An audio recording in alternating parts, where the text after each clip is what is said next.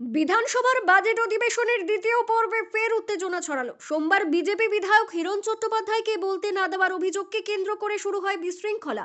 পরিস্থিতি এমন জায়গায় পৌঁছয় যে স্পিকার শেষ পর্যন্ত মার্শাল ডাকতে হয়।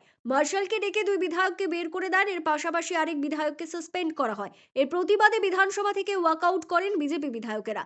সূত্রের খবর, বাজেট অনুমোদন নিয়ে বক্তব্য রাখছিলেন হিরণ চট্টোপাধ্যায়। সে সময় তার বক্তব্যের প্রতিক্রিয়ায় স্পিকার বলেন, এসব বলে কোনো লাভ নেই। জবাবে হিরণ পাল্টা বলেন, কিসে লাভ হবে কিসে হবে না সেটা কেন বলছেন। এরপরেই দুজনের মধ্যে বাদানুবাদ শুরু হয়। অভিযোগ, নির্ধারিত সময়ের আগেই হিরণের মাইক বন্ধ করে দেওয়া হয়, জানিয়ে বিজেপি বিধায়কদের মধ্যে ক্ষোভ ছড়িয়ে পড়ে।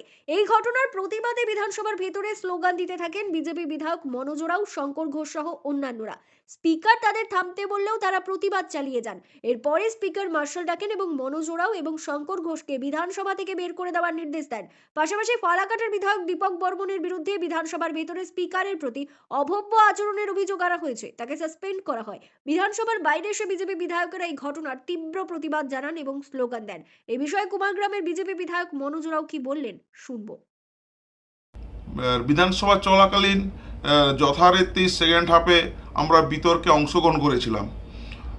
হিরণ যখন বক্তব্য দিচ্ছে সেই সময় স্পিকারের সাথে হিরণের কিছু বিষয়ে কথা কাটাকাটি হয় এবং সেই সময় স্পিকার নিজের প্রভাব খাটিয়ে জোর করে হিরণের কাছ থেকে মাইকটা কেটে নিয়ে গিয়ে অন্য আরেকজন তৃণমূলের বিধায়ক তাকে দেয়।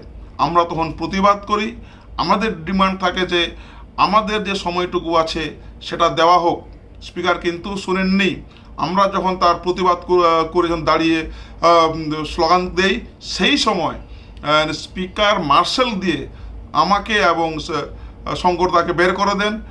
পরবর্তীতে শুনলাম আমাকে শঙ্করদাকে এবং আমাদের দীপক দা ফালাকাটার বিধায়ক তাকেও সাসপেন্ড করে দেওয়া হয়েছে।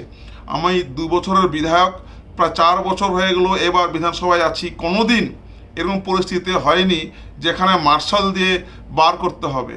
আসলে বর্তমানে বিধানসভার ভিতরে তৃণমূল কি করবে না করবে সেটাই বুঝতে পারছে না। তারা কিং কর্তব্য বিমূঢ় হয়ে গেছে। ভারতীয় জনতা পার্টির বিধায়করা যেভাবে সোচ্চার হচ্ছে সেটাকেই ছত্রভঙ্গ করে একটা করে প্রথমে এলওপি শুভেন্দুদাকে, তারপর ধাপে ধাপে আমাদেরকেও সাসপেন্ড করেছে, যাতে বিধানসভায় তারা যা খুশি তা করতে পারে। এই তারা চক্রান্ত করার চেষ্টা করছে। আমি ধিক্কার জানাচ্ছি সরকারের চিন্তাভাবনাকে, স্পিকারের চিন্তাভাবনাকে। হিন্দু বিধায়ক রাজপথে মমতা, হিন্দু বিধায়ক রাজপথে মমতা, হিন্দু বিরোধী সরকার ভাঙাগড়ার খেলা খেলছেন।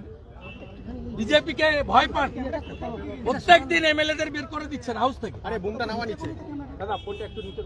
কোন দিন হাউসে আসে না। কোশ্চেন অ্যান্সার, আজ সোমবার উনার ডেট ছিল, আসেন।